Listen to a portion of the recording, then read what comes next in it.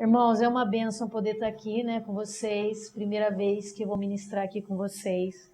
E realmente é um privilégio poder estar compartilhando a palavra. Quando eu estive lá com o Lucas, né, na casa deles, com a Ana, eu falei, Deus já me deu uma palavra para falar. E eu falei, só que eu quero um tempo para estar me preparando para essa palavra. E essa oportunidade surgiu porque Deus é fiel, né? E realmente é um prazer poder estar aqui e um privilégio poder falar da palavra, porque a palavra é algo que não tem como a gente não falar, puxa vida, o Senhor é comigo, né? Então eu gostaria de compartilhar algo sobre a oração, e é uma coisa que a gente já ouviu muitas vezes, mas é uma coisa que a gente não faz muitas vezes, né? A gente deixa de fazer. Então eu gostaria de compartilhar, eu gostaria que vocês abrissem a palavra de Deus em Mateus 26, versículos 40 e 41. Mateus 26, 40 e 41.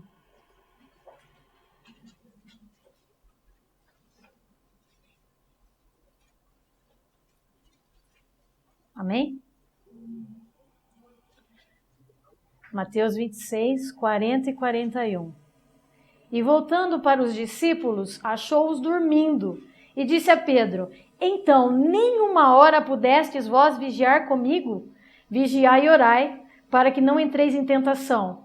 O espírito, na verdade, está pronto, mas a carne é fraca. Vamos orar mais uma vez? Senhor, em nome de Jesus, nós entregamos a nossa vida agora nas tuas mãos. Nós nos esvaziamos de nós mesmos para que o Senhor nos encha com a tua glória, com a tua presença. E o teu Espírito Santo seja um instrumento na vida de cada um aqui. E eu possa ser somente um canal para trazer aquilo que o Senhor quer falar da tua palavra. Em nome de Jesus, nós te pedimos que os anjos do Senhor venham e se acampem ao nosso redor neste lugar. Em nome de Jesus. E o Senhor tenha a primazia neste lugar, para a honra e glória do teu santo e precioso nome. Em nome de Jesus. Amém, e amém. Bom, aqui a gente viu aí orar, a gente orou, a gente já fez, o pastor Lucas já disse, vamos orar pelos pedidos, e a gente já fez isso. E Deus me deu uma oportunidade, esses dias eu fui viajar e Deus me deu a oportunidade de conhecer, pode mudar, Lucas, por favor. Pode mudar. Esse é o Getsemane, tá?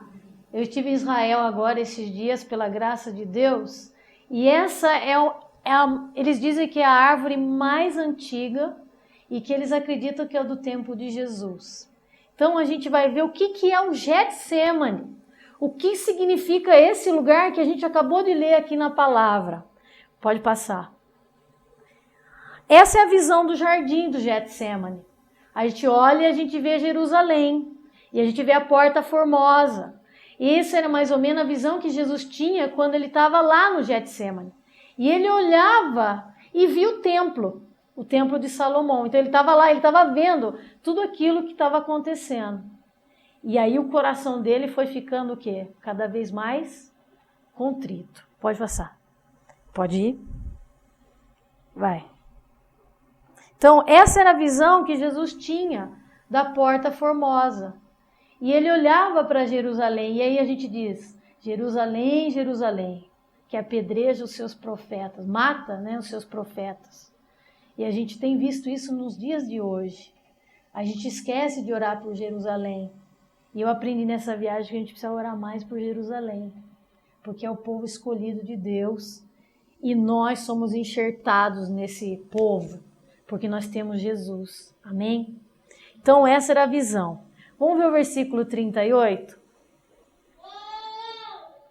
Então lhes disse, a minha alma está profundamente triste até a morte. Ficai aqui e vigiai comigo. Jesus nessa hora, ele enfrentou um momento decisivo de esvaziar-se e submeter-se totalmente à vontade de Deus. Enquanto Jesus esteve na terra, ele foi obediente à vontade do Pai. Ele se esvaziou voluntariamente, abriu mão dos atributos divinos, não deixou de ser Deus, mas despiu-se de toda a sua glória. Então imagina, Jesus é Deus, ele deixa toda a sua glória, vem para a terra para cumprir a vontade do Pai. Ele deixa os seus atributos divinos de onisciência, onipotência e onipresença, só para quê? Para obedecer à vontade do Pai. E aí você fala, bom, ele sabia qual era a vontade do Pai. Será que a gente sabe qual é a vontade do Pai para as nossas vidas? Será que a gente já parou para pensar, Senhor, qual que é a vontade do Senhor para a minha vida? E Jesus, nesse versículo, ele está dizendo muito claramente, olha, ficai aqui e vigiai comigo. A minha alma está profundamente triste. Jesus estava triste. E ele pediu para os discípulos, ó, fica aqui comigo, porque eu estou triste. Quantas vezes a gente está triste e a gente não tem ninguém, né? Eu vi uma frase disso de depressão, né? Que quando a pessoa está em depressão, é a hora de você ficar mais perto dela, porque é a hora que ela mais precisa do seu abraço. A tristeza invade a alma e Jesus estava aqui muito triste. Aí você fala, mas por que Jesus estava triste? Né? Pode mudar, Lucas, por favor. Vamos ver em Filipenses. Eu coloquei o versículo aí para quem não tiver a Bíblia, mas Filipenses 2, de 5 a 7.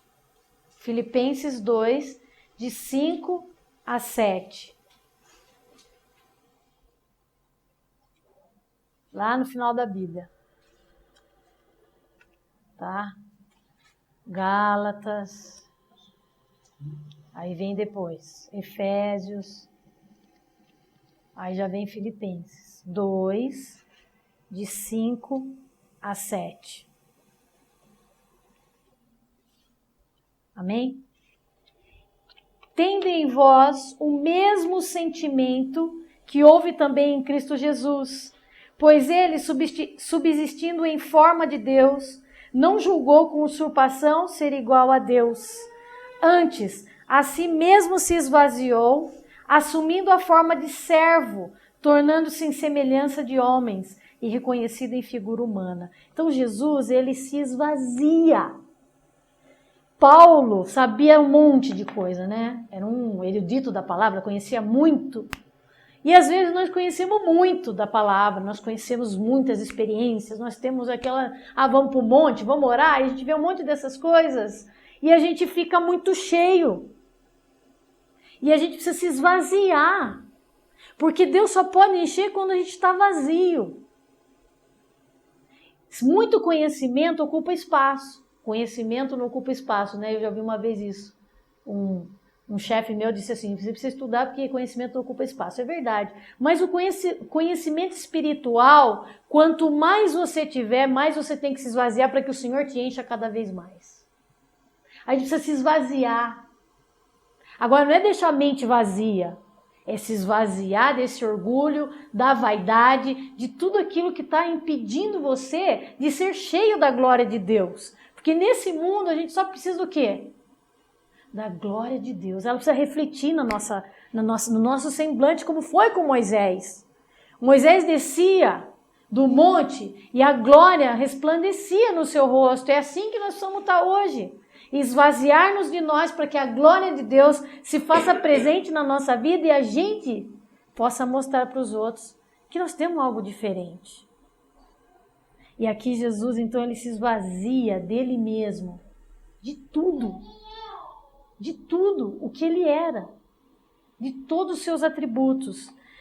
Toda a vida de Jesus estava centrada nesse único objetivo, realizar a vontade de Deus.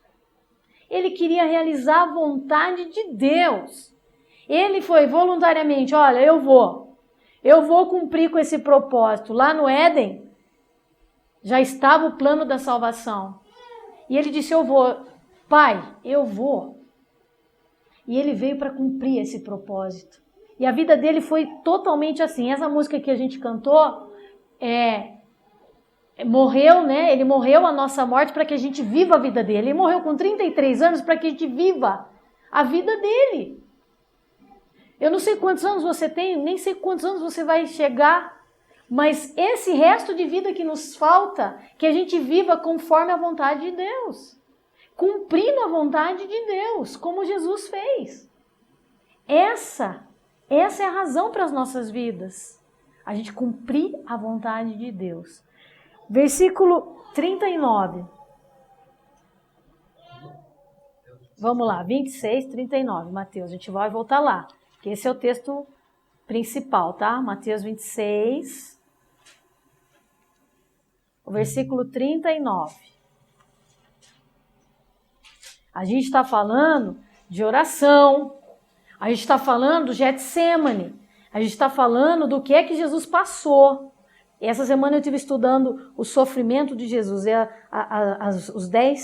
as 10 fases do sofrimento de Jesus. Eu até falei, eu acho que eu vou falar isso, mas não vou. É muita coisa, não ia dar tempo. As 10 fases que Jesus teve de sofrimento para ele chegar lá na cruz. O que é que ele passou? E às vezes te dói, sabe? Alguém faz alguma coisa, nossa, que sofrimento que é esse que eu estou passando? E a gente não tem noção do sofrimento que Jesus teve a nosso favor. Esse versículo 39 está falando o seguinte: adiantando-se um pouco, prostrou-se sobre o seu rosto, orando e dizendo: meu Pai, se possível, passe de mim este cálice, todavia não seja como eu quero, e sim como tu queres. Aqui no Getsemane, travou-se uma batalha intensa no íntimo de Jesus. Ele teria que levar sobre si toda a iniquidade do mundo. Ódio, inveja, estupro, assassinato, perversão sexual, lascívia, ganância e enfrentar a ira de Deus e ser afastado do Pai ao ser julgado pelos seus pecados. Nessa hora do Getsemane, Jesus está assumindo todo o pecado da humanidade. E o que mais iria lhe doer era a separação dele com o Pai. Porque o pecado faz separação entre nós e Deus. E essa dor era tão intensa que ele não queria isso.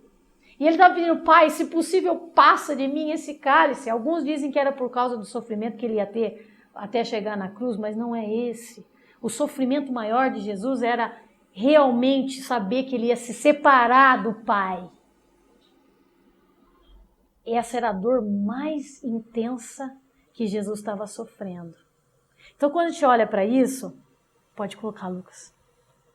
A gente vê a igreja, essa é a igreja católica romana feita no Getsemane. Eles fizeram uma igreja no Getsemane, pode pôr. E aí eles dizem que essa pedra foi aonde Jesus orou.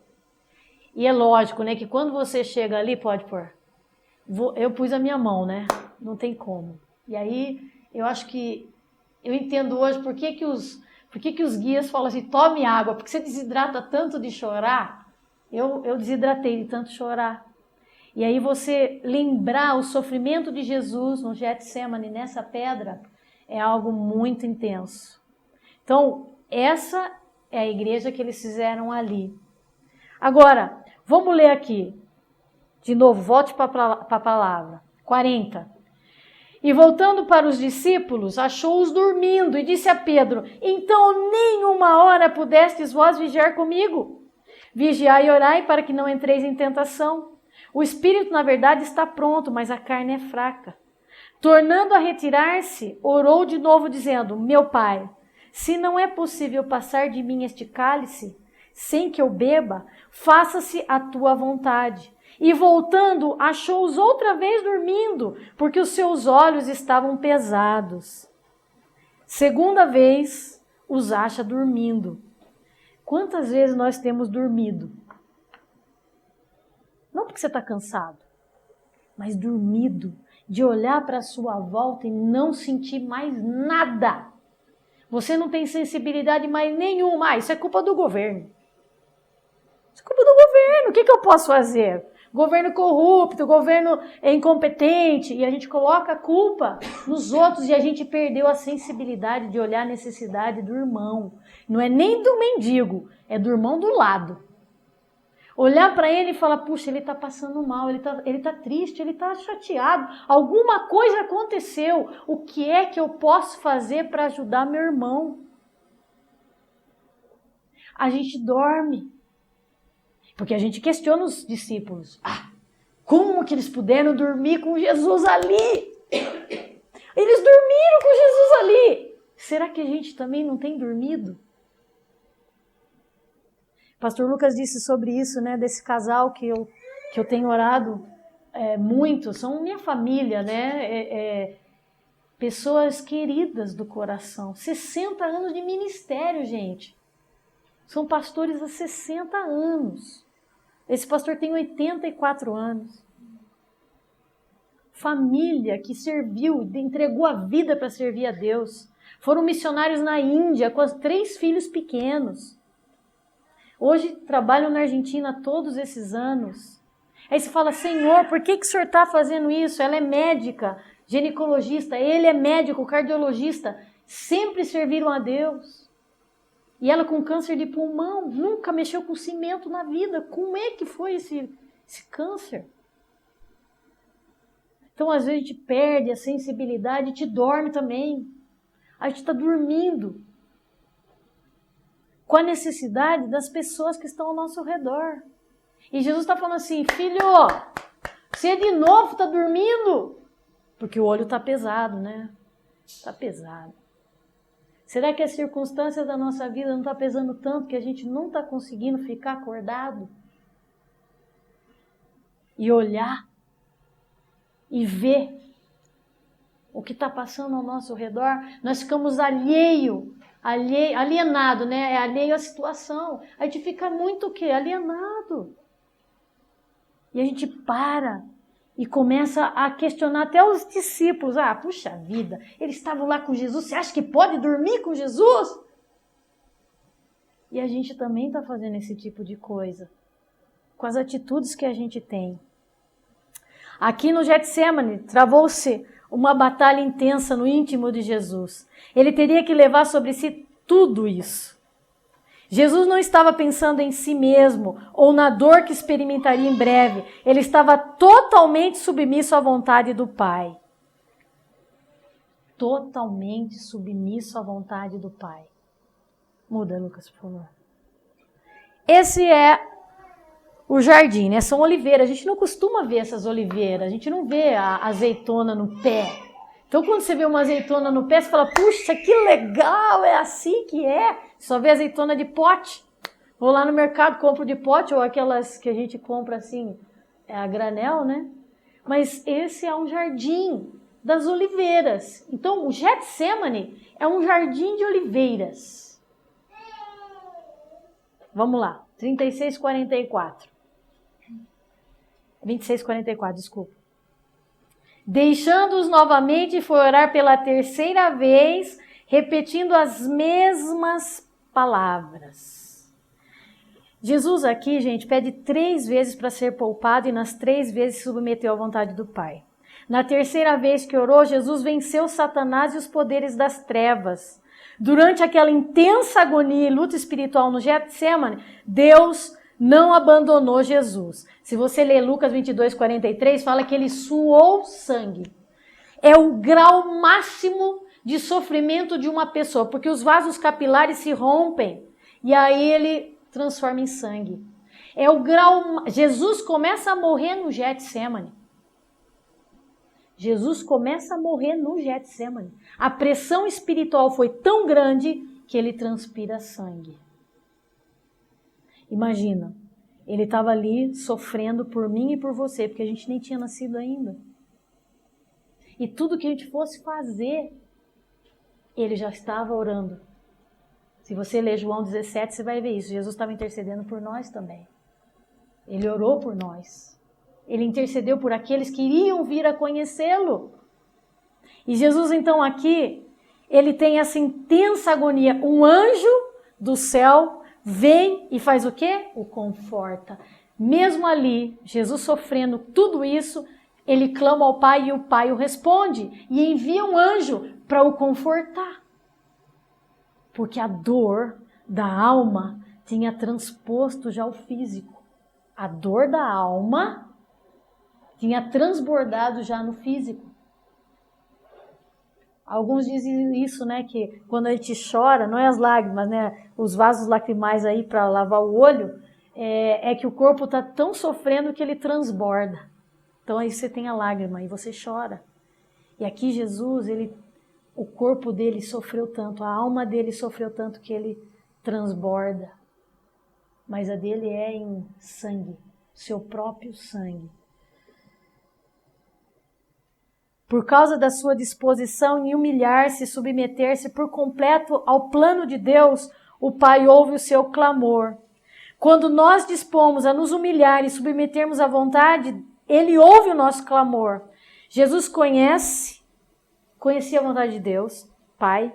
Ele abriu mão da sua própria vontade e ele estava disposto a obedecer ao Pai. Então veja, Jesus conhecia a vontade do Pai. Então a gente precisa conhecer a vontade do Pai.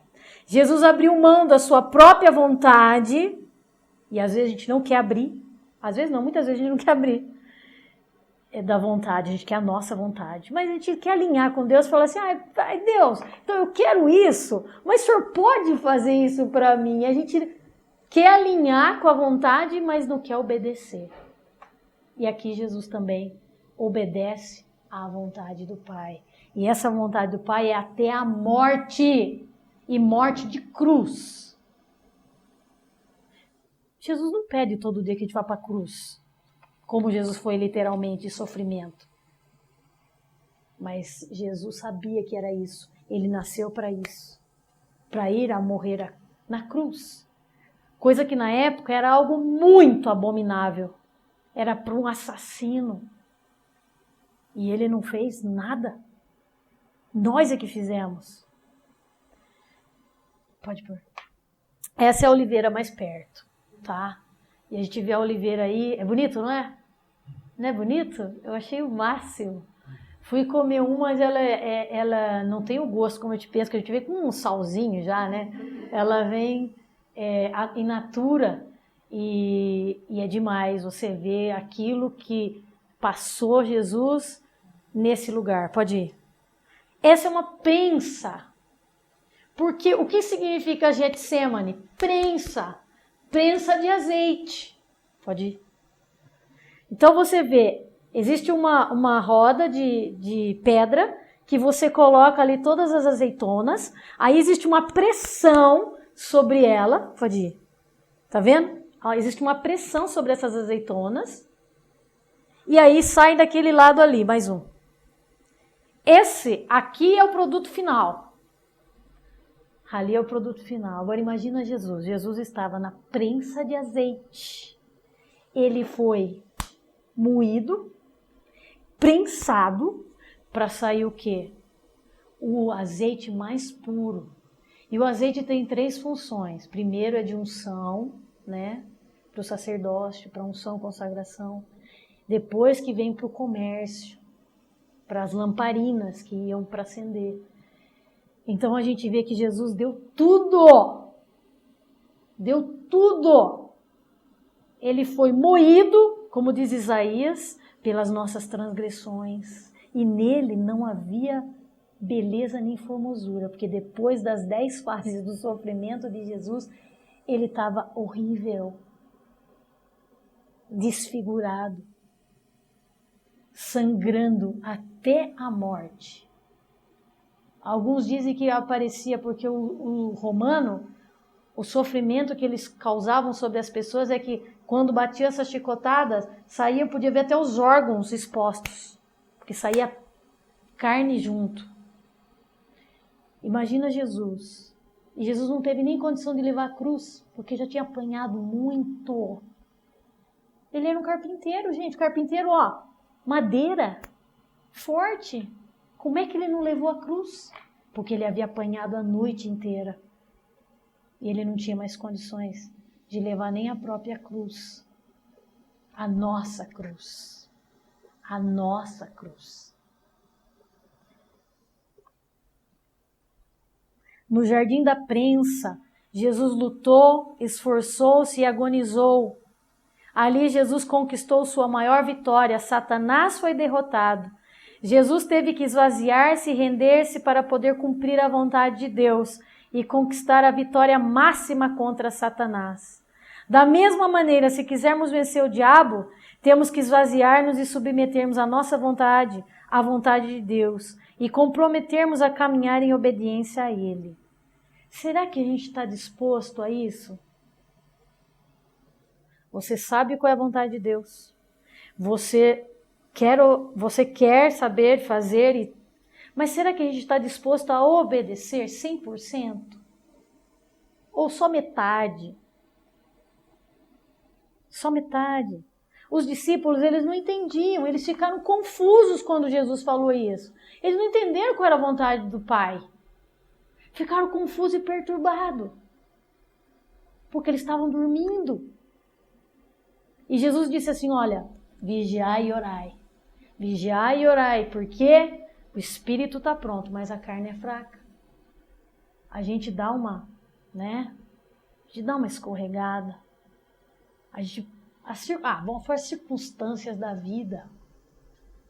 As circunstâncias me fizeram pecar. E a gente sai fora. Pode pôr, Lucas. Essa é uma foto da onde é a caveira. Aí é o Gólgota. Tá vendo que passa os camelinhos embaixo?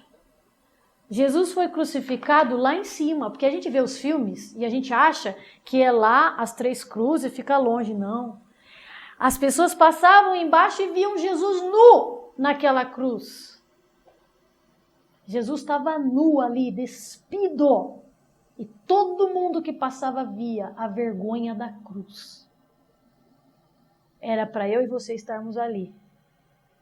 Mas ele tomou nosso lugar. Amém? Isso é demais, gente. Jesus tomou o nosso lugar. Para que a gente tenha vitória hoje. Contra o inimigo, contra nós e contra o mundo. Jesus venceu tudo por nós, por amor. Pode colocar, por favor. A salvação é mais do que se aproximar do púlpito e repetir uma oração. Conversão verdadeira consiste em uma entrega completa e total do eu e da vontade pessoal no compromisso de viver apenas para cumprir a vontade do Senhor. Aqui, gente, Jesus, como é que faz? Jesus, ele, nesses versículos que a gente pode ler depois, antes de vocês lerem esse, voltem lá em Mateus 26, 40 a 41. E voltando para os discípulos, achou-os dormindo e disse a Pedro, então, nem uma hora pudeste vós vigiar comigo? Vigiai e orai para que não entreis em tentação. O espírito, na verdade, está pronto, mas a carne é fraca. Como Jesus, para caminhar pela estrada da obediência à vontade de Deus, devemos estar dispostos a abrir mão de nossa vida a favor de Cristo e do Evangelho. Devemos escolher ignorar e desistir de nós mesmos e dos nossos interesses e nos abandonarmos à vontade do Senhor. Temos que desistir dos objetivos egoístas, desistir de nossa vontade. Precisa que nos esvaziemos e deixemos de confiar em nossa força, porque quando não conhecemos qual é a vontade de Deus, ficamos confusos e temerosos, despreparados para enfrentar o inimigo. Quando a gente faz aquela oração, e a gente vai, Senhor, eu te aceito. Eu não sei se a gente aceita ou Ele nos aceita. Mas essa frase que a gente fez lá, e uma oração repetitiva, vai muito além do que é ser um cristão verdadeiro. E aí eu coloquei alguns versículos aí, Lucas 14, 33, ele fala assim, que nós devemos renunciar a tudo.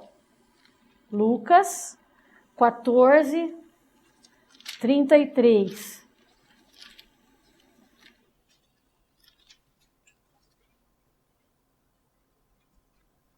Assim, pois, todo aquele que dentre vós não renuncia a tudo quanto tem, não pode ser meu discípulo.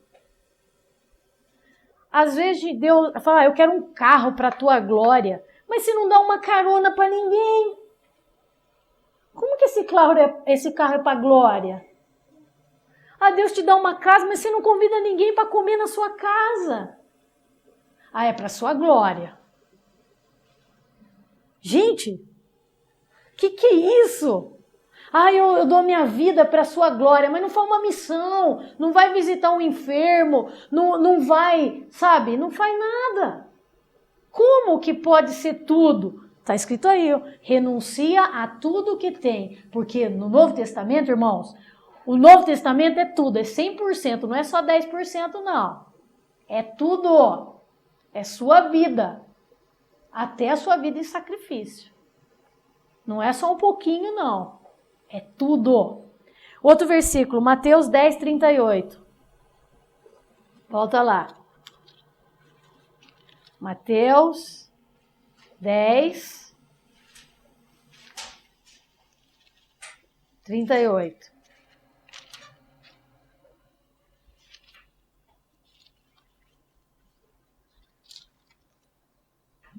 38. E quem não toma a sua cruz e vem após mim não é digno de mim. Você tem que tomar a sua cruz. Mas sua cruz não é seu patrão, não é sua sogra, não é, sabe? Não é. Não é. E a gente sempre coloca a culpa nos outros, né? Tá lá desde o Éden. Essa mulher que tu me deste, a culpa é dela. Mentira, não foi. A gente sempre coloca a culpa em alguém. Você tem que tomar a sua cruz todos os dias. É você mesmo. É renunciar a você mesmo, seu ego, seu egoísmo, sua vontade. Porque a gente gosta. A gente gosta. É o eu. Enquanto nós estivermos aqui, ó, a luta vai ser entre carne e espírito o tempo todo. Então toma a sua cruz todos os dias. Mais um. Tem mais 2 versículos. Por favor.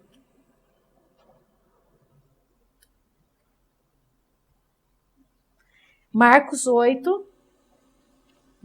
Marcos 8. 34 e 35.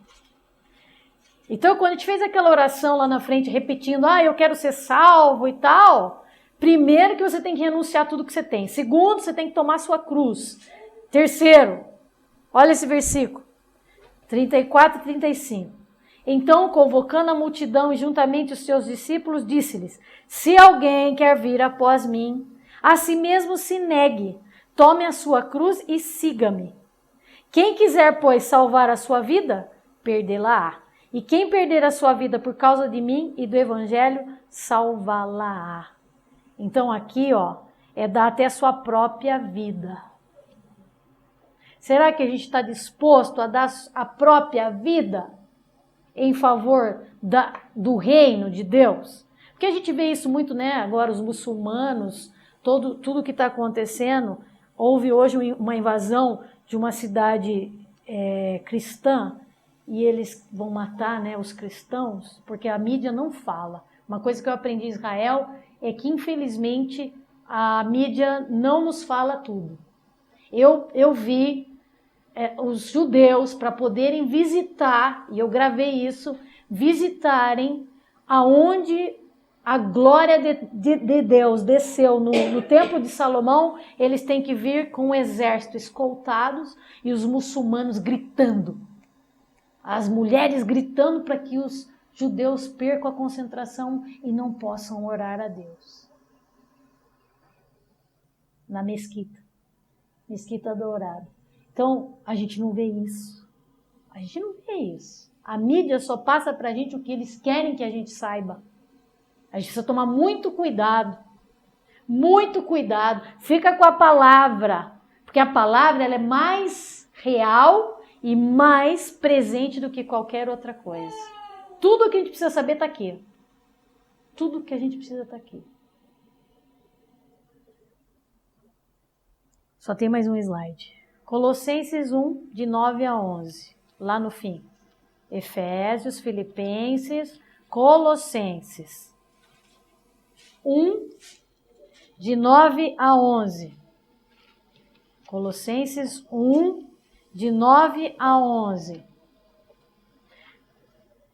Por esta razão também nós, Desde o dia em que ouvimos, não cessamos de orar por vós e de pedir que transbordeis de pleno conhecimento da sua vontade, em toda sabedoria e entendimento espiritual, a fim de viverdes de modo digno do Senhor, para o seu inteiro agrado, frutificando em toda boa obra e crescendo no pleno conhecimento de Deus, sendo fortalecidos com todo o poder, segundo a força da sua glória, em toda perseverança e longanimidade, com alegria. A nossa mente, ela tem que ser continuamente transformada, purificada de pensamentos carnais, egoístas e renovada pela palavra de Deus. À medida que a nossa mente se renova, o Espírito Santo revela a vontade de Deus. Quando adquirimos o pleno conhecimento da vontade do Senhor, esse conhecimento se torna o poder que controla a nossa vida. Assim, a vontade de Deus passa a ser a força inovadora por trás de todas as nossas atitudes. Então, o que nós precisamos? Precisamos orar, gente. Todo dia precisa orar. Mas não é um dá-me, Senhor. É orar. Senhor, qual é a tua vontade para a minha vida? Senhor, eu me declaro aqui. Eu quero renunciar. Eu quero entregar a minha vida. Eu quero ser diferente. Ajuda a controlar o meu gênio. Ajuda a controlar a minha boca. A minha ganância, a minha vaidade, o meu egoísmo.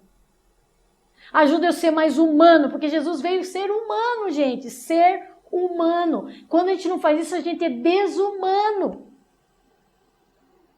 Quando a gente passa de largo, é desumano. Jesus veio para ser humano. Senhor, eu quero ser mais humano. Eu quero ser e ver as necessidades e poder estender a minha mão e cumprir com aquilo que Jesus fez.